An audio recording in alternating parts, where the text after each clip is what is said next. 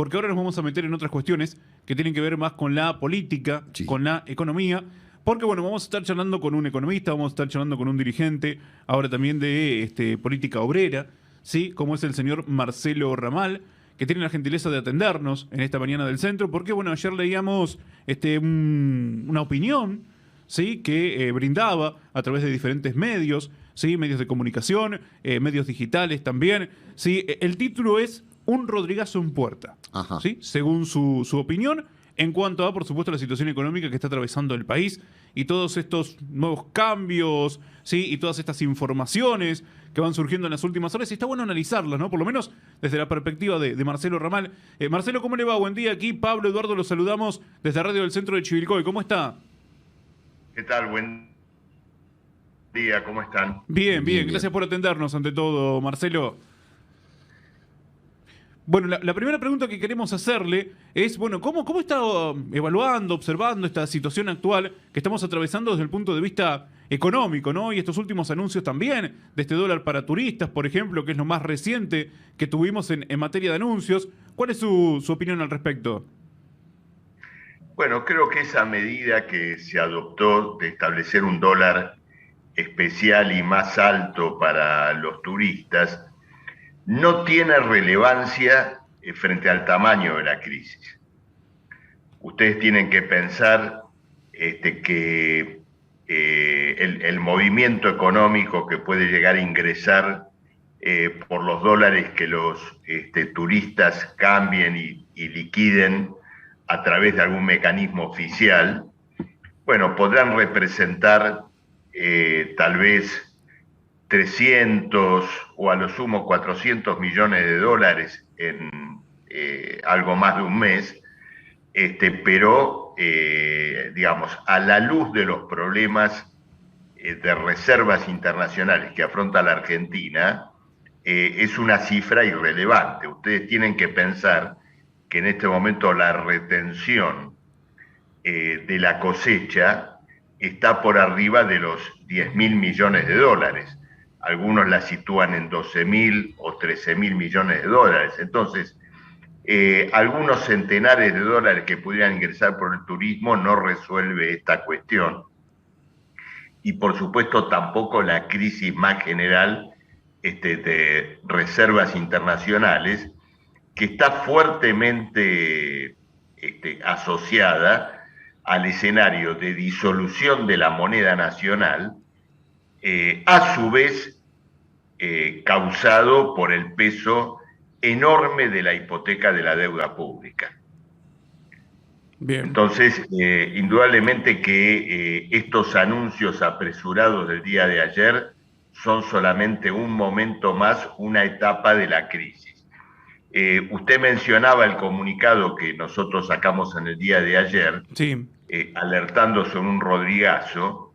Es bueno recordarle a los oyentes, sobre todo a los oyentes más jóvenes, qué fue el Rodrigazo. Claro. Porque en definitiva se trató, digamos, de un ministro de Economía que en 1975, bajo el gobierno de Isabel Perón, y frente a contradicciones económicas muy agudas, bueno, resolvió un cimbronazo económico que consistió en una mega devaluación de la moneda, en un aumento general de tarifas, en un golpe inflacionario muy fuerte que golpeó severamente los salarios y las jubilaciones.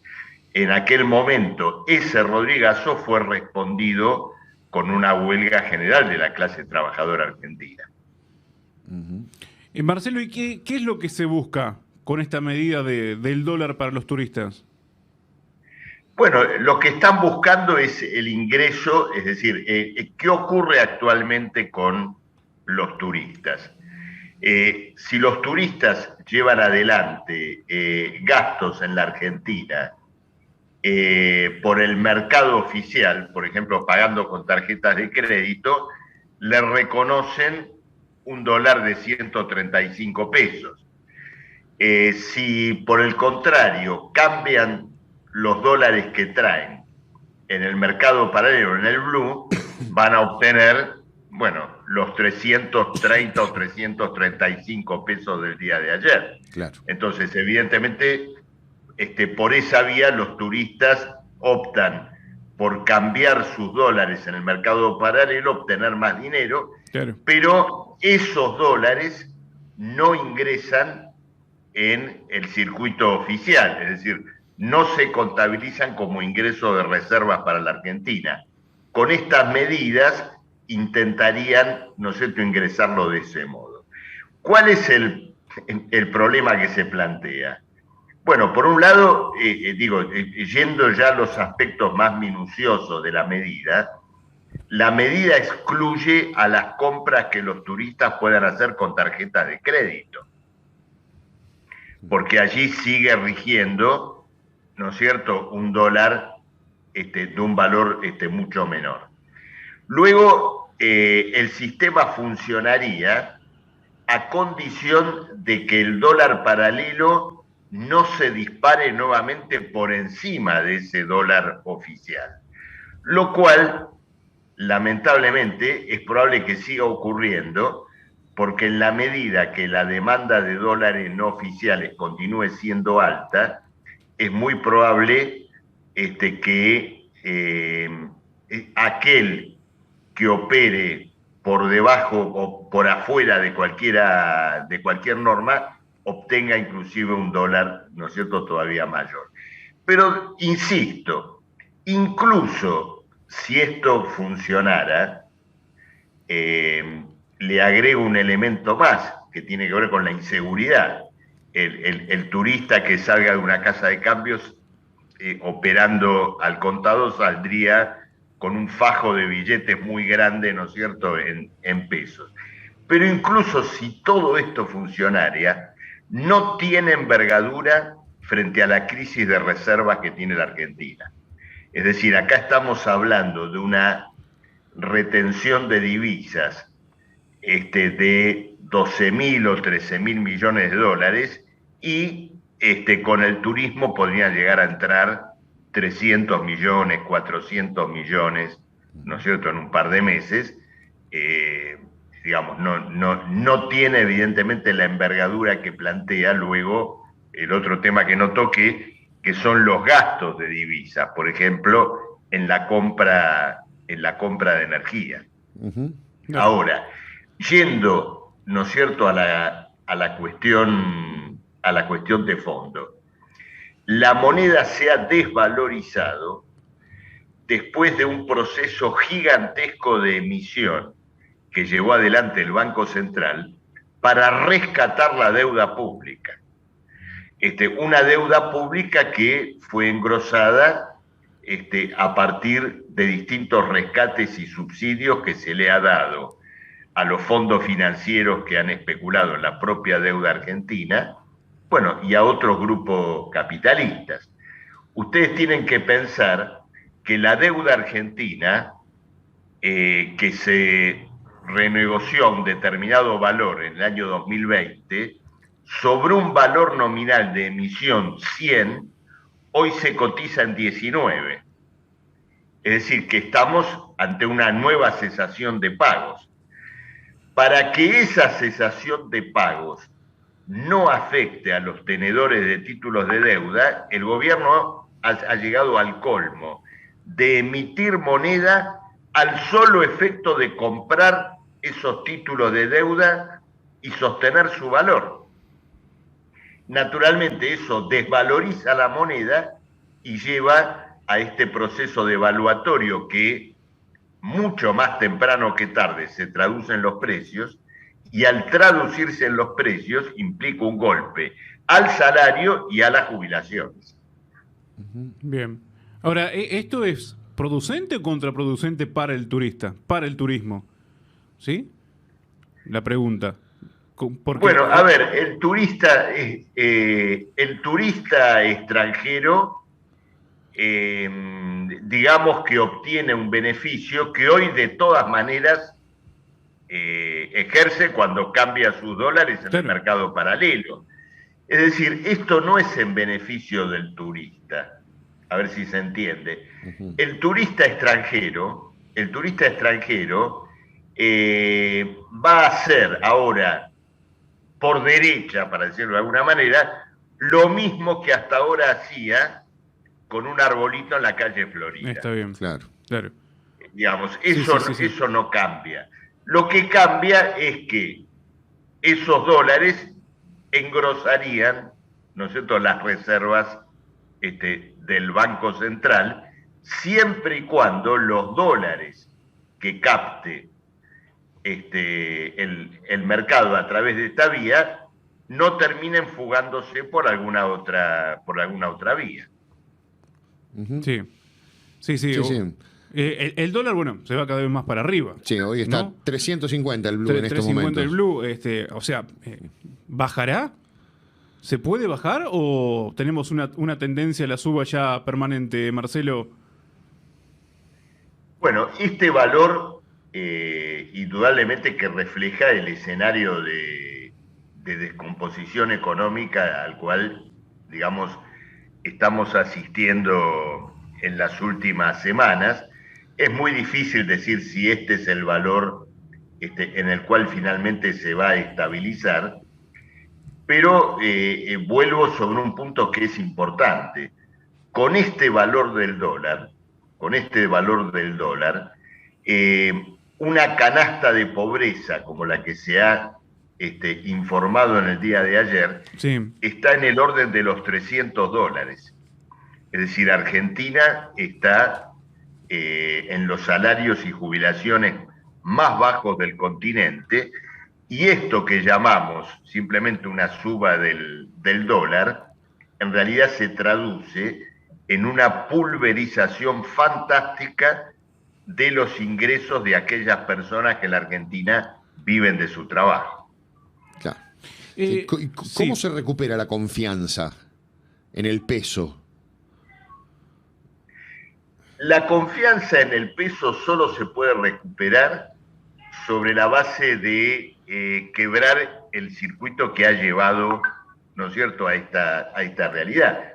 Ustedes fíjense la siguiente: si la deuda argentina cotiza a 19 puntos de su valor, es decir, si la Argentina ha vuelto a ingresar en una cesación de pagos, esto demuestra que todo el proceso de la deuda pública generó una hipoteca de características impagables.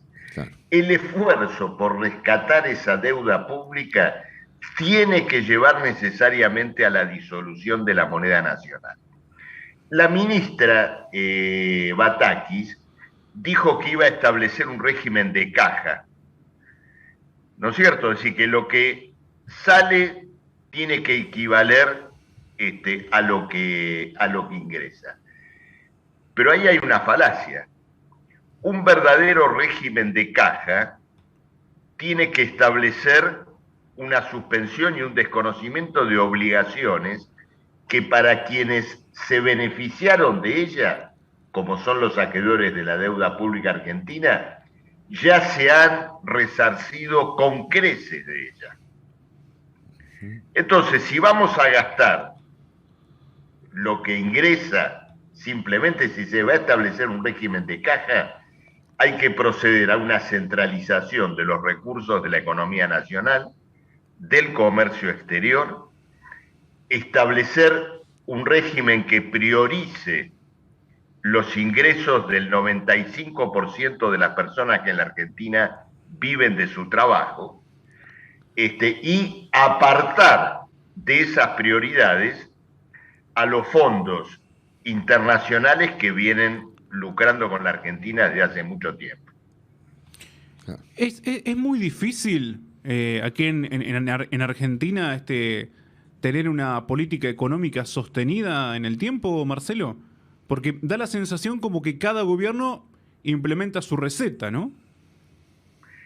Claro, ahora, si uno se pone a pensar bien, digamos, esto de que la política económica cambia todo el tiempo, es relativo. Ustedes fíjense que se plantean, sin embargo, coincidencias. ¿Qué quiero decir con esto? Desde que asumió este gobierno, que estamos viviendo algo que la Argentina ya vivió en otras oportunidades, que es un proceso de rescate de la deuda pública y de los acreedores internacionales. Esto la Argentina ya lo hizo en otras oportunidades. Sí. Ahora, el Rodrigazo que se está discutiendo hoy, ¿no es cierto? Es decir, ¿qué es lo que hoy nadie se anima a decir, pero que se está discutiendo como salida, a mi juicio nefasta, pero salida al fin a esta crisis?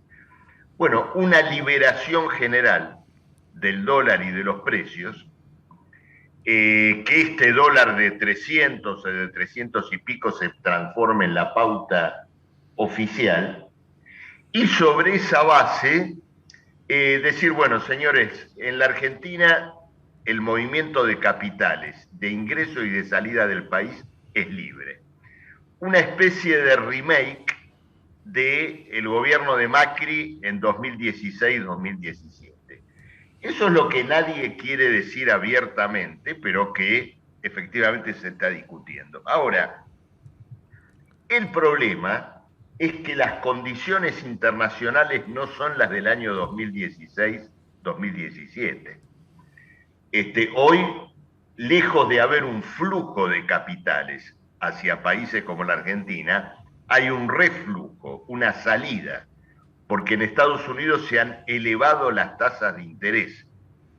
A su modo, Estados Unidos llevó adelante también su proceso de rescate de fondos internacionales y de corporaciones capitalistas, y para sostener ese rescate tiene que prender la aspiradora de fondos en todo el mundo.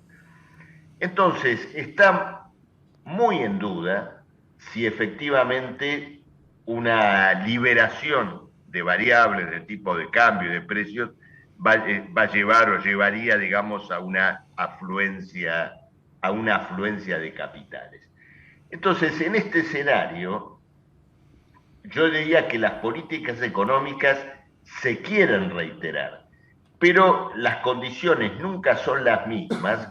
Y bueno, tenemos una crisis argentina que, por otra parte, es muy difícil de ver o de considerar al margen de una situación internacional de características también inéditas, donde a la emergencia de una guerra se combina también una crisis financiera internacional que para mirarla desde acá, desde la Argentina, yo diría, el sistema financiero internacional no tiene ni recursos ni tiempo para rescatar a la Argentina. Y apenas puede rescatarse a sí mismo.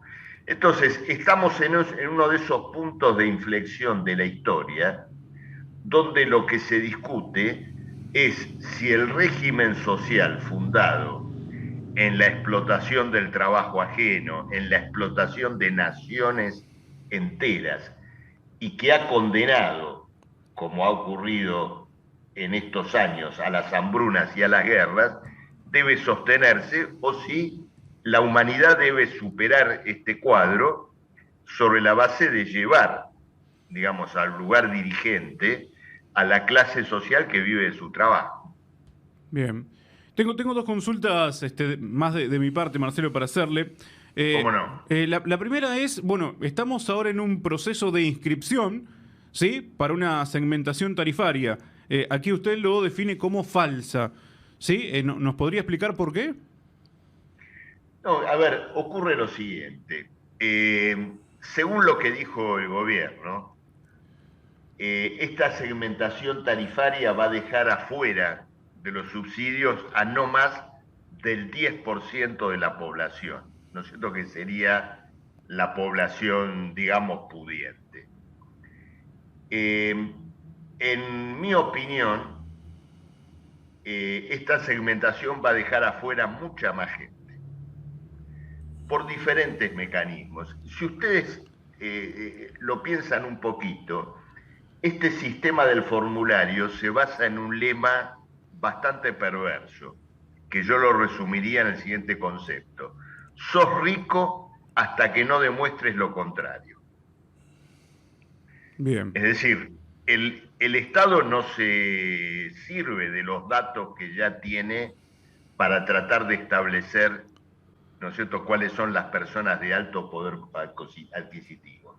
Entonces desafía a la población, a los usuarios, a decirle, demostrame que no sos rico, ¿no es cierto?, entre comillas, poniendo además en duda, digamos, que la percepción de 350.000 pesos en un grupo familiar caracterizaría a la riqueza, ¿no es cierto?, que es algo que también claramente se puede poner en discusión.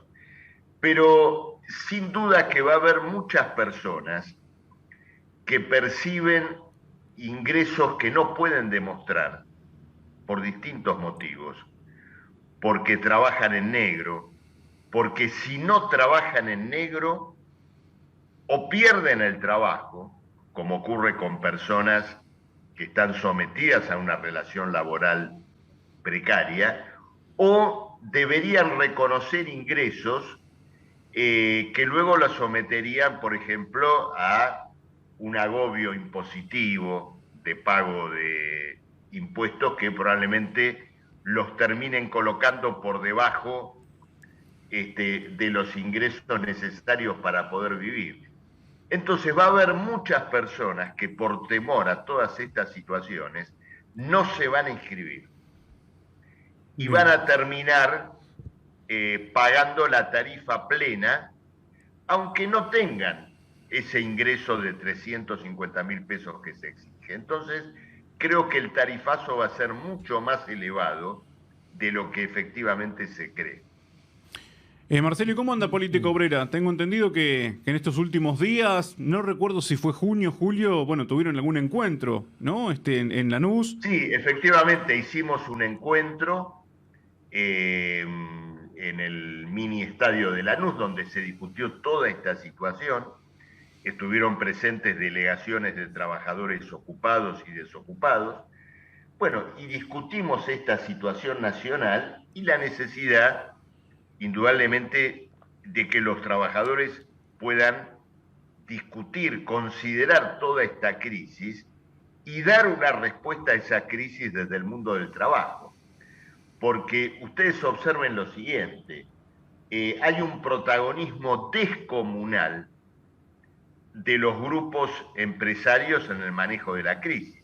La cosecha retenida, la inflación descarada que llevan adelante los monopolios de la alimentación, la propia especulación contra el peso, pero la clase trabajadora no ha hecho oír su voz todavía.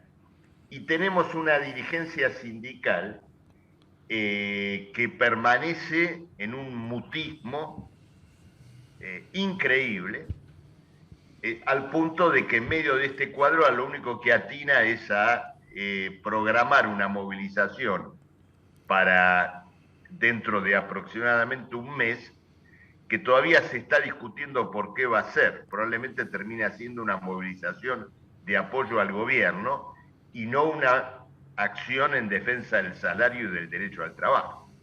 Entonces, esta es una cuestión que creo que a través de plenarios, de discusiones de los delegados de fábrica, de debate, como se dice habitualmente, por abajo, ¿no es cierto?, en la base de los trabajadores, debe ponerse en agenda esta crisis nacional. Sí, Pablo. No, ¿hasta qué punto puede llegar a tener fuerza una movilización obrera hoy en día por cómo está dada la situación? ¿Cómo está dada la situación? Bueno, si es una movilización, si es una acción que por un lado tenga características masivas y luego demuestre su decisión de ir hasta las últimas consecuencias, claro, en una lucha, claro, ¿no es cierto? Es decir, que no es simplemente un ave de paso. Exacto. ¿No es cierto? Entonces, en ese caso, es decir, a través de una huelga general del movimiento obrero, efectivamente pueden imponerse condiciones de otro carácter. Yo les mencionaba aquel Rodrigazo de 1975, el movimiento obrero respondió con una huelga general, es decir, retuvo el trabajo, retuvo la fuerza laboral hasta obtener un salario, un aumento de salario significativo frente a lo que fue en ese momento la devaluación y los tarifazos. A la luz de la política de la burocracia de los sindicatos, es evidente que una lucha de ese carácter va a tener que ser discutida y resuelta en los propios lugares de trabajo, en las fábricas, en las reparticiones.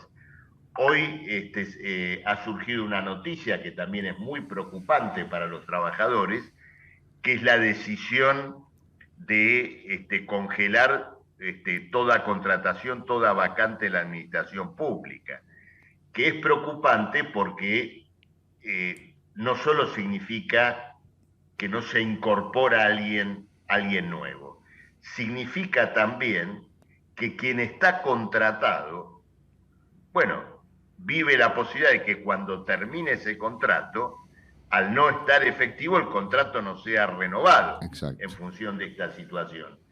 Y la Argentina tiene un sistema de salud, un sistema educativo, que sin duda debe ser reforzado. Lo demostró la reciente pandemia en todo lo que tiene que ver, por ejemplo, con enfermería. Uh-huh.